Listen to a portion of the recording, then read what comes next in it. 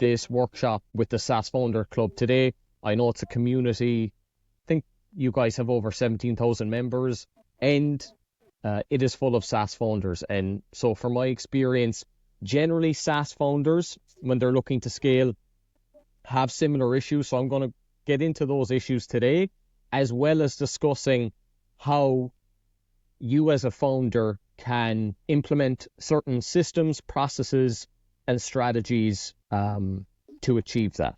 Okay, so just quickly jumping in. So yeah, over the last 4 years, we've spoken with 100 plus founders, and here are typically the 5 main reasons why they struggle and fail to evolve from founder-led sales. Firstly, and this is something I see all the time, they hire salespeople before building their sales process. The reason why this is problematic, if you do not have a sales playbook and a sales process to guide and direct your salespeople, your sales performance not only will be inconsistent, this will also cost you a lot of money. And I have a few examples towards the end of the slides where I'll go through what you shouldn't do when you're going to build a sales team. Secondly, the reason why they struggle to evolve, they don't have a repeatable, structured sales process. So typically the founders I worked with, they're able to get initial traction, they're able to close initial sales. However, most of those founders, they don't document what they do. And then secondly, a lot of the key knowledge that they have in terms of the product, they have a big issue with communicating that when they're trying to hire salespeople. So that's the second reason. And then third, this is a lot more common than you would think, but generally 90% of the founders I work with, the reason why they struggle to evolve is because they don't have a sales strategy and sales plan in place. Typically, they'll get the initial set of customers from their referral network, right? However, you can't scale that. To scale, you need to have a sales strategy and a sales plan. The fourth reason, again, similar to point 3, they don't have a reliable mechanism to book meetings. So they tend to rely on their network.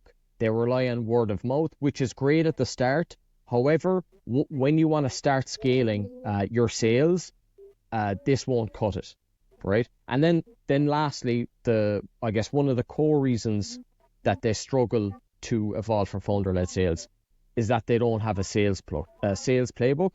If you don't have a sales playbook that documents everything that your business needs to say and communicate to potential customers, it's a recipe for disaster when you try to hire salespeople, because those salespeople will then start saying different things to the market, which will then impact how your brand is perceived. So in terms of going through the main areas of what we're going to discuss on today's workshop, there's 3 core areas. One, we're going to discuss the process you need to evolve from founder-led sales.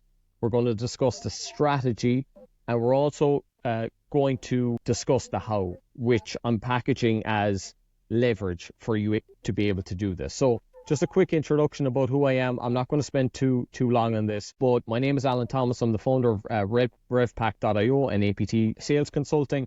I work mostly with founders to help them increase their deal win rates, shorten their sales cycles, and book meetings with their ideal customers. How I do that is I help them build a scalable sales process. So in terms of my background, how have I learned all of this? So I worked my way up with companies like Twitter, who were doing 4 billion in sales when I was working with them.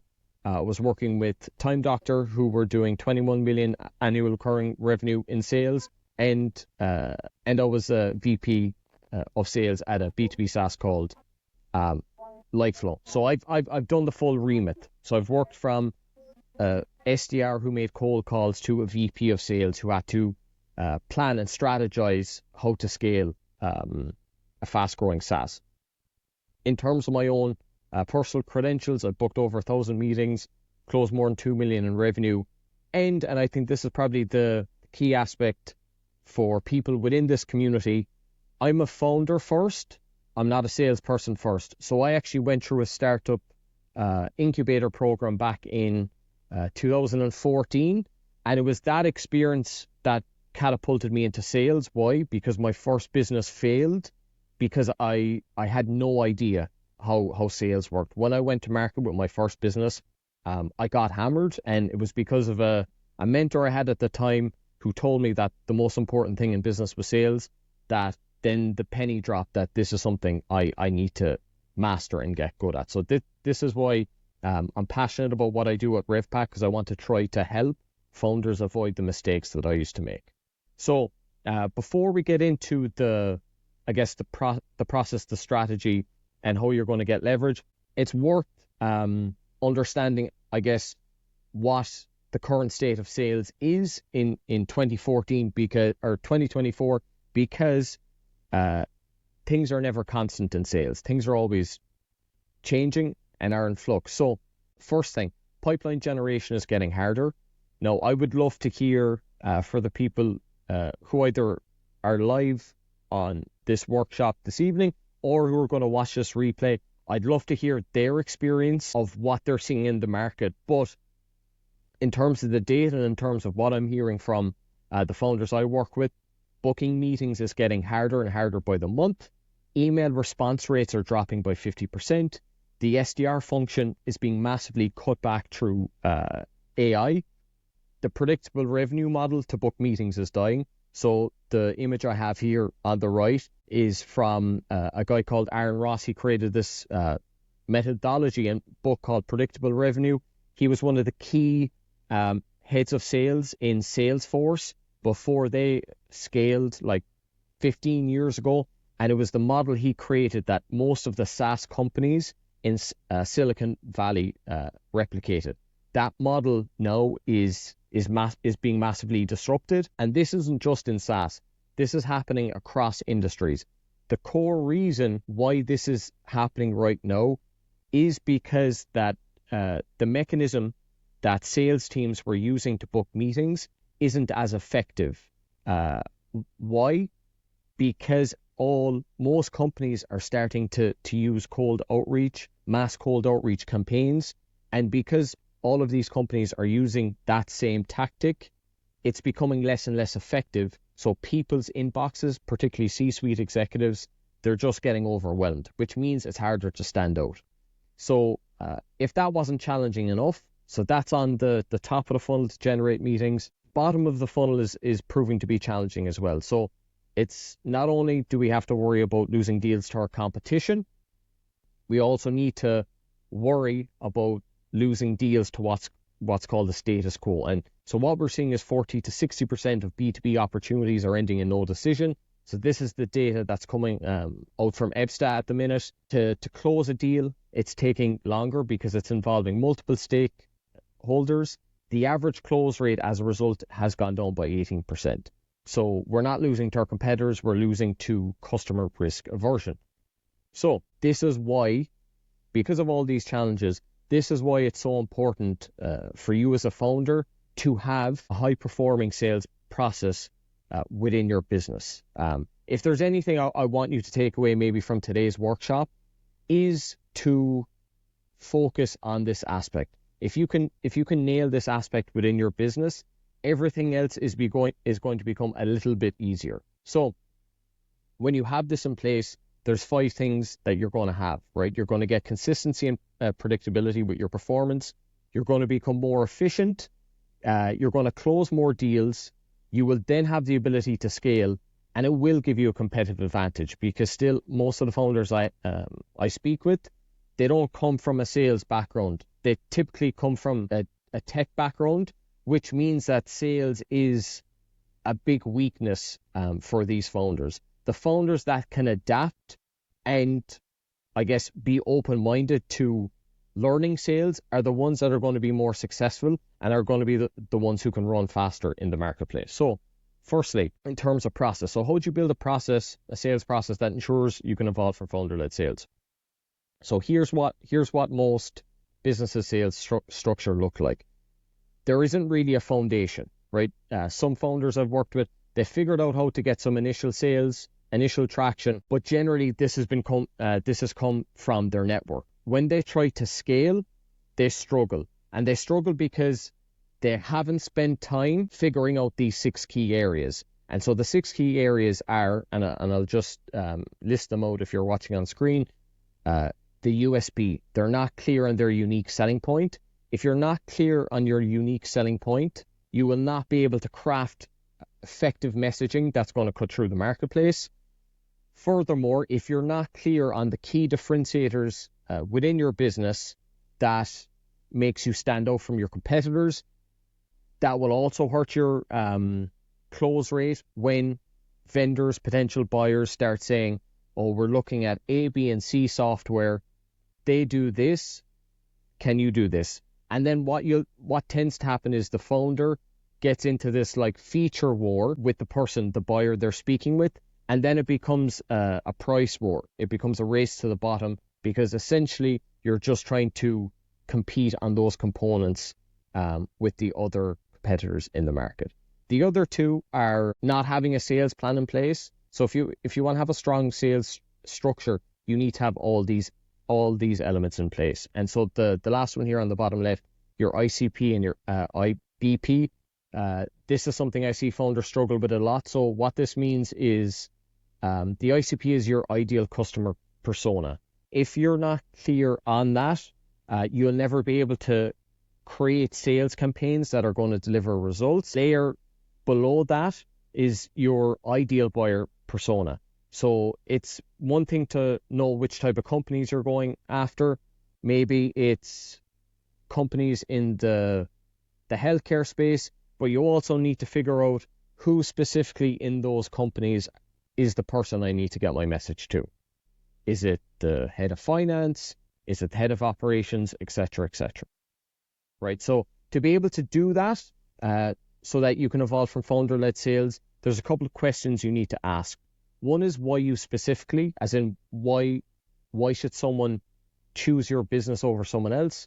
What problems are you solving? What do we have that our competitors don't? This is very important, particularly when we're at the negotiation stage with our buyers, because if you're trying to sell to companies, let's say they're over 50 employees, over 500 employees, their buying process becomes more sophisticated, and they are going to scrutinize you more when you don't have this in place. What our customers get as a result of what we have, so this is your value proposition. What customers will get the most value from our solution, so this is understanding your target market, and then who specifically will purchase our solution.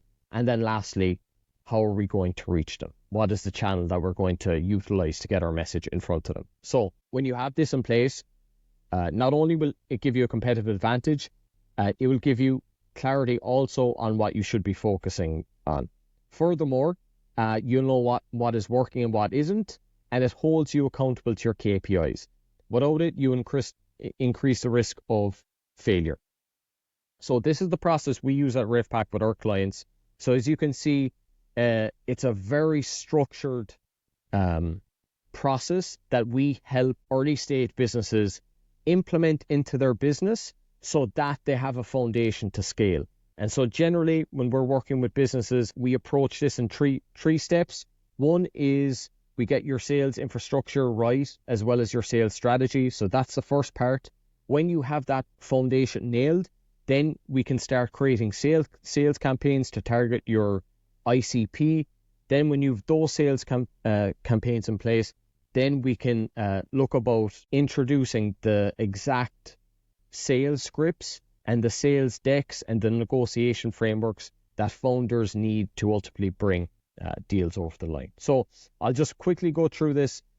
I'll be speaking about a lot of these challenges throughout the rest of the presentation. If you want to discuss any of this in more detail, feel free to use the QR scan here. This will be a link to my calendar. So if you have more questions related to this, feel free to utilize that, right? So secondly, in terms of how do we evolve from founder-led sales? So we need to have a sales strategy that drives revenue consistently. So what does this look like? Now, as I said at the start of the workshop. I can't see the chat, but I would be very curious to the people that are watching this workshop, who here has heard of retention.com, or who here has heard of the founder Adam Robinson? He's also introduced a company called B2B.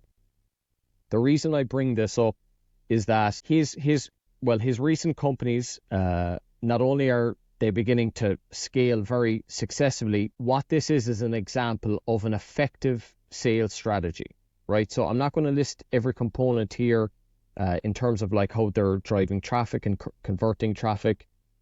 So as you can see on the right hand side, they go through ABM, nurture, execute owned events. That's all fine. But I'm curious, when you're looking at this information, what comes to mind? So essentially what you're seeing here is a sales strategy blueprint of a company that's doing, geez, what are they doing now? I think it's maybe $20 million annual recurring revenue. ChatGPT can verify this.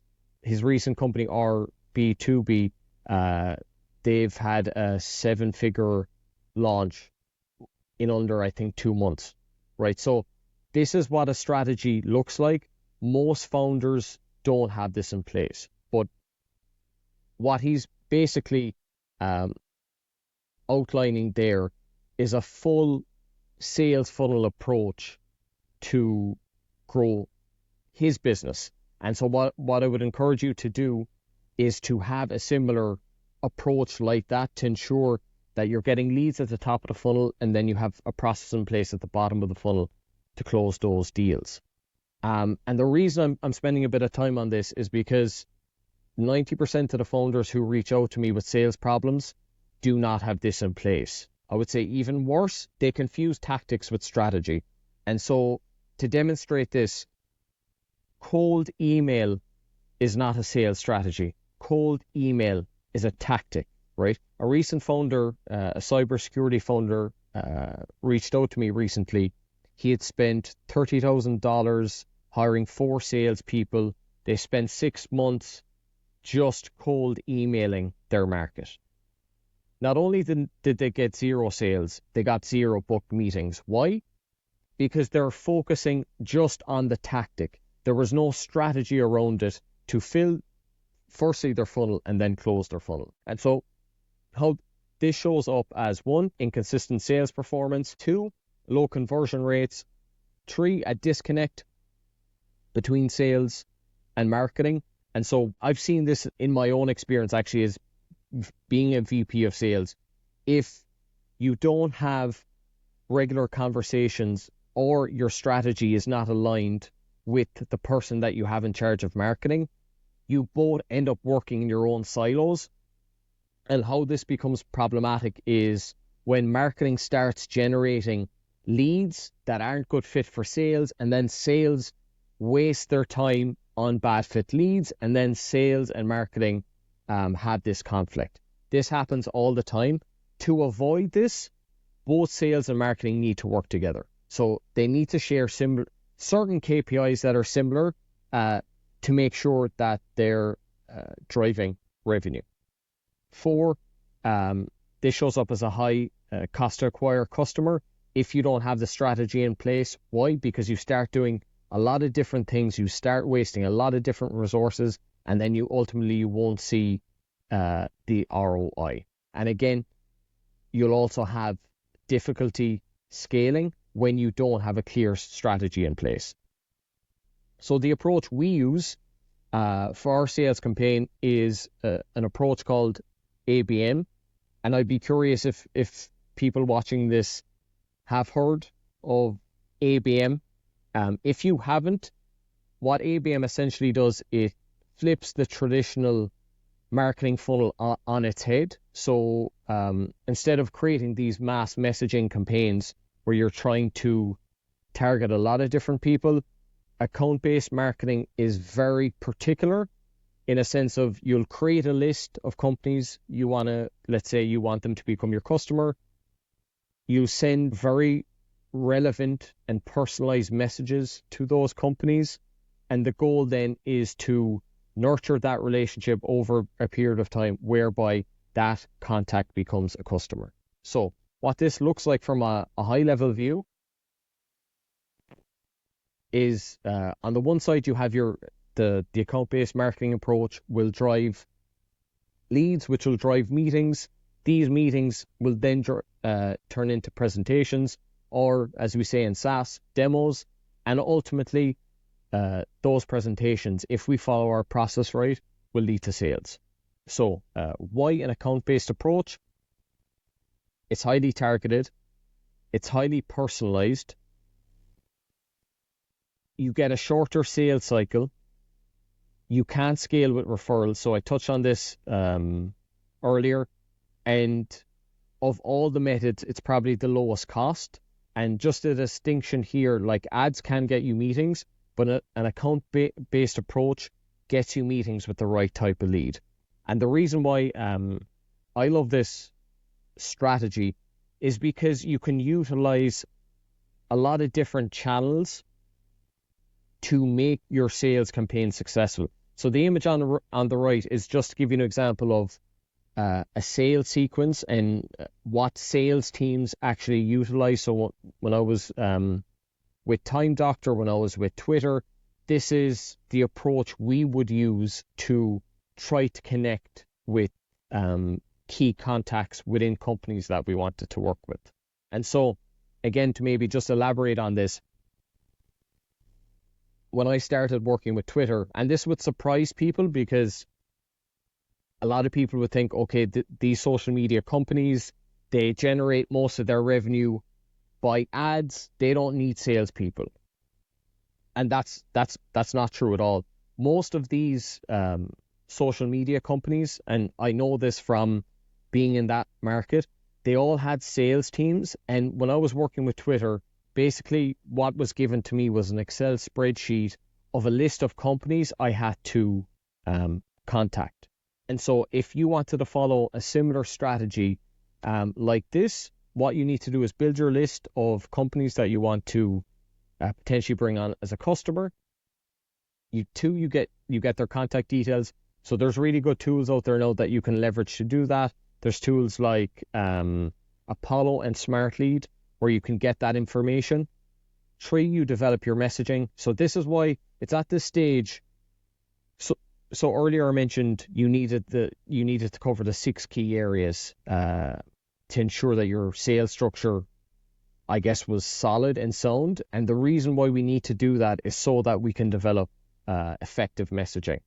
Once we have that messaging created, we then create that sales sequence. A sales sequence essentially means, okay, I'm going to send an email to this person. I'm going to send a LinkedIn message to this person.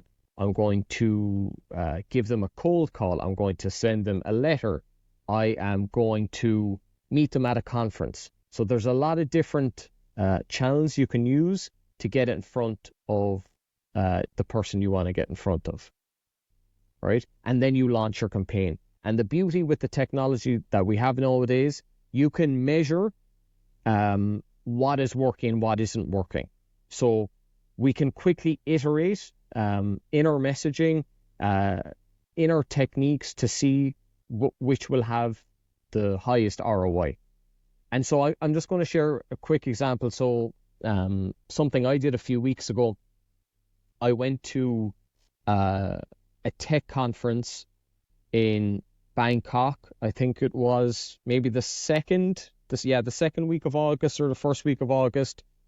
For me, one of my ICPs, my ideal customer personas, are venture capital firms, right? Because I help a lot of their portfolio companies. So I saw that there was one venture firm going to a conference. I found out the person's contact detail. And then before I went to the conference, I sent them this email. Now, they didn't respond to that email. However, when I followed up on LinkedIn, I then got a response to book a meeting. So just maybe so that you have a visual of how this works, and I'm sure some of you are probably doing something similar. This is essentially the sequence that you need to have in place to start generating results, right? And then one other example I'll show you, because I know a lot of people don't like doing this, but I was working with a a car software company in the US, and they were trying to get in to speak with retirement homes, right? And so they were having a challenge of doing that. They weren't getting responses on their emails. What we started doing in conjunction with that is we started calling. Well, I was advising their sales rep of the script to use and the strategy to leverage. And so by us calling those accounts, by us spending more time doing that activity, in the space of 6 months, we were able to help this sales rep go from not hitting their sales quota for 6 months to overachieving by 200% in 6 weeks. And so the point I want to get across here is when you start creating these campaigns, and let's say you're sending emails, cold emails to these accounts and you're not getting a response, it could be that the channel is just not effective for your ideal customer persona. If that is the case, you need to try another channel. One area I'm seeing right now that is very effective, particularly in the B2B space, is cold calling again. The reason being is most sales teams, they don't like doing it. Most founders don't like doing it, which means that C-suite executives are not getting phone calls. And I know that this is a fact because I met a founder of a company. So he's a co-founder and chief operations officer of a 400-person company. He tells me, and so he's a C-suite executive. He says he never gets cold calls anymore. He even says he wish he would get some to see how people perform on the phone, because these days they're not doing it. So just maybe consider that if you're not generating the amount of meetings that you want to generate. And so again, just to recap, so top tips for an account-based approach: you create your strategy, you build your list, you get your contact details, you develop the messaging, you create your sales sequence, and then you launch your campaign. So the last part, and this is probably maybe the area that if you're at the stage now where you do want to evolve from founder-led sales, this is probably the part of the workshop where you're most interested in, because it's essentially all around building a sales team. And so, but to do that, there's a couple of elements we need to get in place to make sure that's successful. So how do we get leverage to scale your sales? And so this is where I say founders generally get stuck, and there's a couple of reasons why they get stuck when they go from the position of try to hiring a sales team. One is a lot of founders have a challenge delegating, particularly the sales, if the product is very, very technical. And I can actually empathize with that, particularly if you don't have a playbook in place or a process in place. If you don't have that in place and then you hire a salesperson, it's not going to work. And then the other reason why they get stuck here is because they don't have a playbook. And so I'll go into details here of why you need a sales playbook before hiring. I'm also curious as well, and maybe you can bring this up in the end in the questions and answers, or you can reach out and use a QR code and book a call with me directly. But are you familiar with a sales playbook? Have you ever created one before? Do you understand what this is? Because I know for some founders this is a new concept, right? So why you need a sales playbook? One, it ensures consistency in execution. So essentially a sales playbook is going to it's essentially an end-to-end manual of all the key elements of your business, and not, I would say, it's not just about having all the sales material. It's about everything about the company, the mission, the vision, the value, all of that. All of this is important to, I guess, equip potential salespeople who come on board to ensure that they're aligned with what you want from a company standpoint.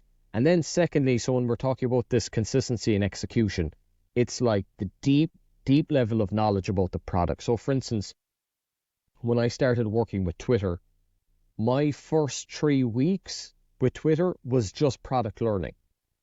There was very little sales. It was mostly trying to understand the product inside and out. And I know from working with most founders who try to hire that they don't do that. They might spend 1 day or 2 day training or educating their new employee. And because of that, that's why that sales team, that salesperson will never be successful. Having a sales playbook then allows you to make data-driven decisions. This is particularly important when you start hiring multiple salespeople, because you can start assessing them against certain KPIs, and then you can start assessing them against themselves. So then you as the founder can have a true indication of, I guess, who is delivering the most return on investment for your business. 3, and this is pretty straightforward, and improves your sales performance. If you have everyone singing from the same hymn sheet, it's going to make a better sound, right? 4, it'll enable you to scale. So once you have this in place, once you have the sales process, your sales playbook in place, and then you start hiring some salespeople, and the early hires, maybe the first 2 salespeople, they start executing on this.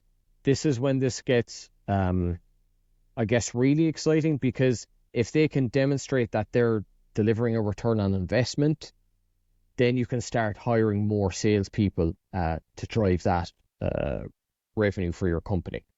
And then 5th, I think this is probably one of the biggest ones. It reduces the churning and burning of sales reps. And the reason why this is so important is because the amount of energy that it takes to recruit, screen, onboard, and train not just salespeople, but any new employees is energy draining. And it will kill you as a founder if you have to keep hiring and rehiring and firing salespeople. So having a sales playbook in place will de-risk a lot of that for you. So when you don't have this in place, you lose opportunities to competitors, you'll be unable to scale your sales team, and worse, and I think this is something that isn't talked about that often, but it will tarnish your brand. And the reason it will tarnish your brand is that if you have one salesperson who is saying something to a prospect on a call of, yes, we'll deliver this feature, this feature, this feature, this feature, then you sign them as a client and you aren't able to deliver on any of that because your product just doesn't do that, then one, you're going to have churn, which is a nightmare. You don't want churn. And then you're going to have negative word of mouth where that customer will then not recommend you and will potentially say things that will impact your business. So you want to avoid that at all costs. And when I'm talking about playbook as well, I can't, based off the way the slides are set up, I can't really go through whatever a 60-page sales playbook. But this is just an example of like discovery scripts and call scripts that you'll have in this so that your sales team can start educating themselves on it before they go to market. So if you thought sales was just jumping on a call, pitching your product, I'm sorry to tell you that is not the case. Sales, when done right, is a combination of an art and a science. It's a methodical approach. And so when we work with founders, we have a step-by-step process of what they need to say on every call, from cold call to discovery call to demo call to close call, to ensure that consistency and performance. So then from a founder perspective, over time, then you can measure what works and what doesn't work. And then you can start scaling by adding salespeople. If you don't have this in place, you're not going to be able to do that effectively. And maybe just to quickly run through an example of how this works. So I mentioned I worked with a company called LifeFlow. They were an early stage B2B SaaS. They had elements of this process in place. Again, Anthony, who's the CEO, is probably like most people in this group, comes from a technical background, very pessimistic about sales. However, after going through this process, his opinion is very different now, and he's gone from someone who's actually hated sales to someone who enjoys it, right? He actually looks forward to it. So they had worked with other salespeople before, but hadn't seen the results. what we did, we reviewed their process and immediately saw opportunities to improve. So here's what we did. So we implemented this framework within their business. So again, and I showed this with you earlier, this is to give consistency to what you're doing from an end-to-end viewpoint in your sales organization. When you have that in place, then you can scale. So in terms of the results that they got from having something like this in place, we're able to increase their outbound booking rate by 5,500%, which was a huge uplift from where they were getting their leads before. Mostly, again, it was coming through referrals. We were then able to, and again, this is a startup company, we were able to book meetings with large accounts. So when I say large accounts here, what that means is generally companies who have over 500 employees and let's say are known as the pioneers within their industry. So for these guys, the company they always wanted to get into was a company called Animoca Brands. We were able to successfully do that based off the strategies that I went through earlier in the deck. We built a converting process that is now easily repeatable for them. It led to an increase in 226K in revenue. And just to add with that, this is not the total amount of revenue that company has generated. They've generated a lot more since, but just from initial stages of getting the structure in place and then running those sales campaigns, they were able to get this uplift in revenue. And then the benefit of, I guess, doing that is then you have the resources to scale. And by that, you can hire additional sales reps, right? So to the meaty part that you probably wanted the answer to from the get-go. So how do you evolve from founder-led sales? So this is the process I'm going to run through with you if you're at that stage. So one, you build a team. And one of the biggest mistakes that I see founders make at this stage is they only hire one salesperson. And the reason why that is problematic is that you don't have anything to compare them to. And particularly if you're building a team for the first time, that becomes problematic because you could have a low performing sales rep on your team for 6 months, 9 months, 12 months, but you don't know that they're not really good because you have nothing else to compare them with. So what we do when we're building sales teams for early stage companies, we'll always hire 2 reps at the same time. And I know one of the biggest objections I hear from this is like, oh, we don't have the budget and that's going to kill our company. But there's a reason behind this. And it's mostly beneficial. So one, you'll have that comparative data of which sales rep is performing better. 2, just by having someone else on the team, it will create good competition between sales reps. The best sales reps by their nature are very competitive. And so when you're assessing a potential sales candidate, that is the type of characteristic trait that you're looking for. And then again, to that objection of you don't have the budget, well, if you hire these 2 sales reps and they both end up performing really well, then you're going to drive more meetings and then more revenue for your company. If you hire the 2 sales reps and one of the reps is outperforming the other sales rep, then you just let the other sales rep go. So there isn't really a risk with this approach, right? And so this is how you get leverage to evolve from founder-led sales. So again, just to reiterate the point, if you want to start building a sales team and you haven't done it before, don't just hire one salesperson, hire 2 salespeople. If this is something that gives you an anxiety and you'd like help with it, then by all means feel free to reach out to us, but hire 2, don't hire 1. And in terms of the process to use, so this is the process we use, our 5-step process to building a sales team. So 1, and this all will sound very straightforward, but time and time again, I see founders not having this in place, and this is understandable if this is your first time doing it.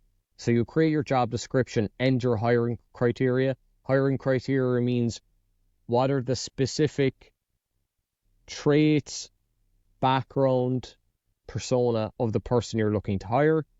2, you post on a job on a website related to your industry. You then shortlist the top 10 best candidates.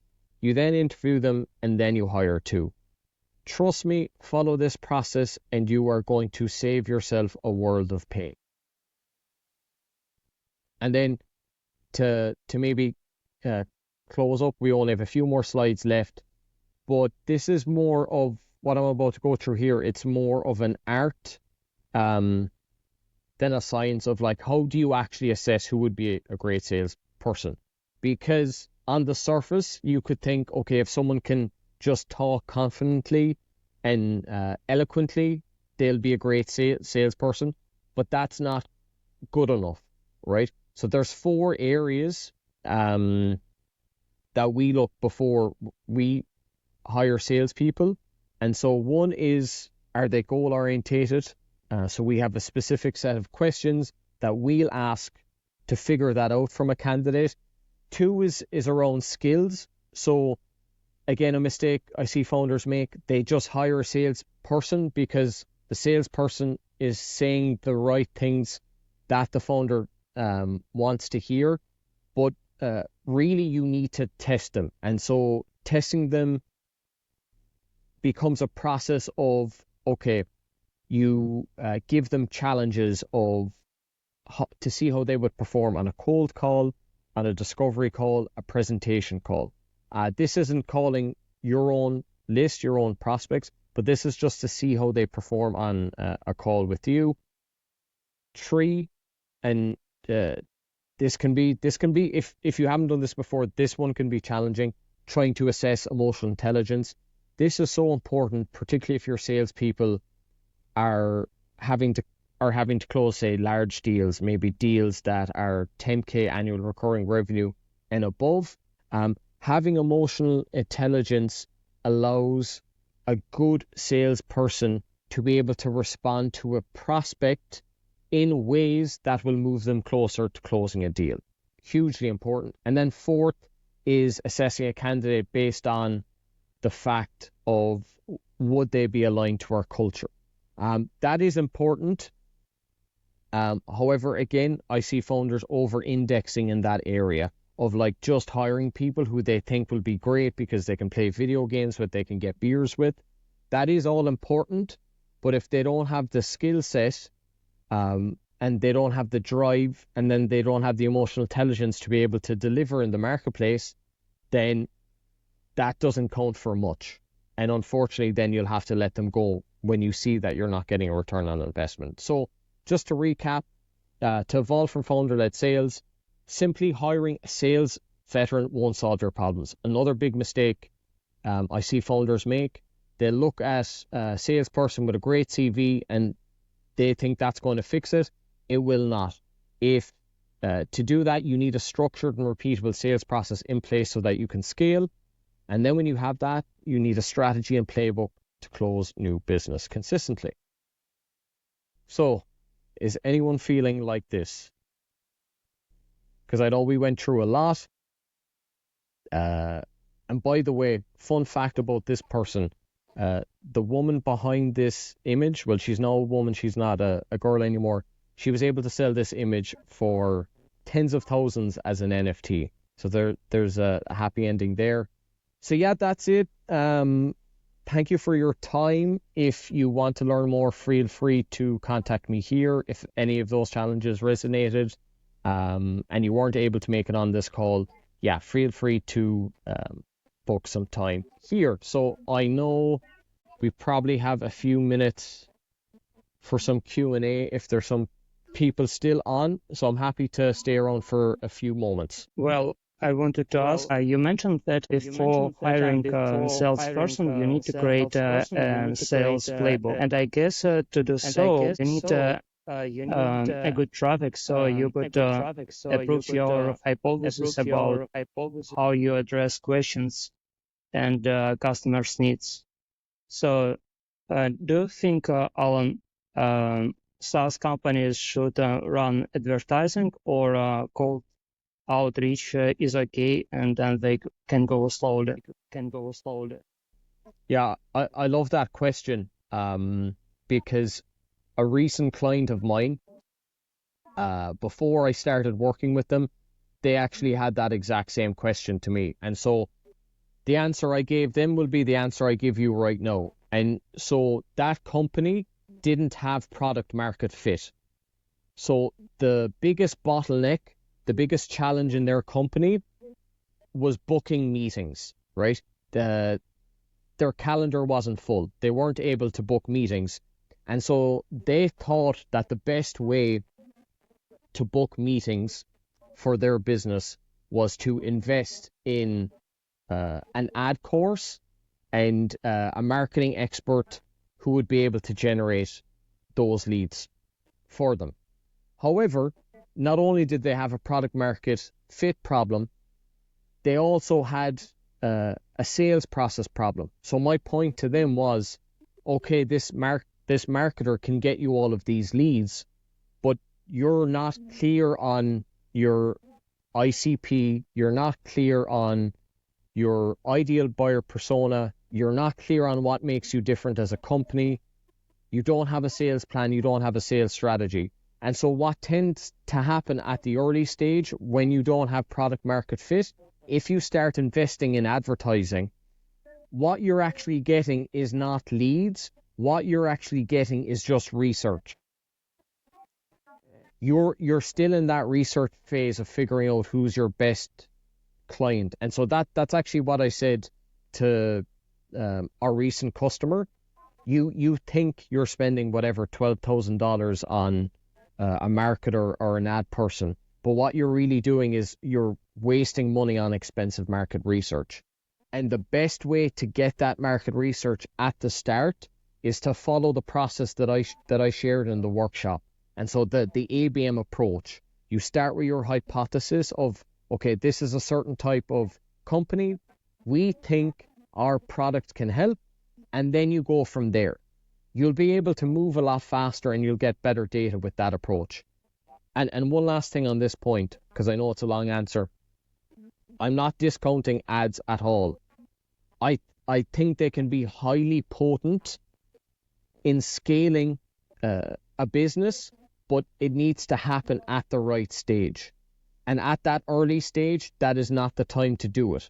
So once a company has product market fit, once a company has their sales process, their sales plan, sales strategy, and they're earning consistent revenue from that business, that's when they can start adding fuel to the fire by investing in ads. Okay, thank you very much.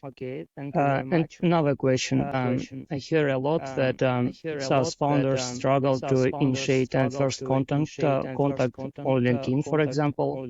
They write personalized messages. They spend a lot of time to research these potential clients, explore their companies, and write perfect messages, but still they don't have enough meetings. And they ask a lot how to speed up this process and make it more efficient. Can you give some recommendations? Yeah, so again, generally I'd love to know a bit more about a specific company's experience to figure out the problem. But generally when I hear things like this, the reason why, let's say, certain companies are getting results from LinkedIn, it's because they're focusing on the tactic. LinkedIn is the tactic to get a meeting. It's not a strategy. And so the strategy to get those meetings is, again, and I shared it in the workshop, is you figure out the company, you figure out the contact. LinkedIn is one channel.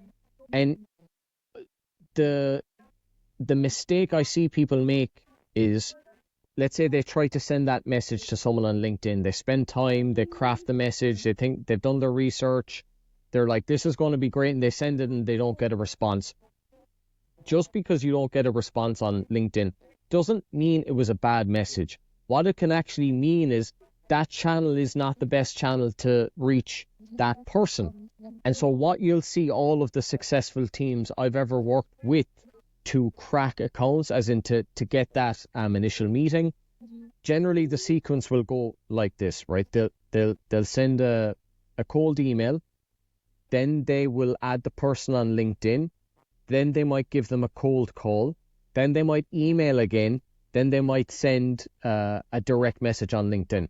So all of a sudden, this is very different to just sending a LinkedIn message, because what happens from the recipient's point of view is, okay, this person called Meher, he's showing up everywhere. He's on my email, he's on my LinkedIn. I have a voicemail from him.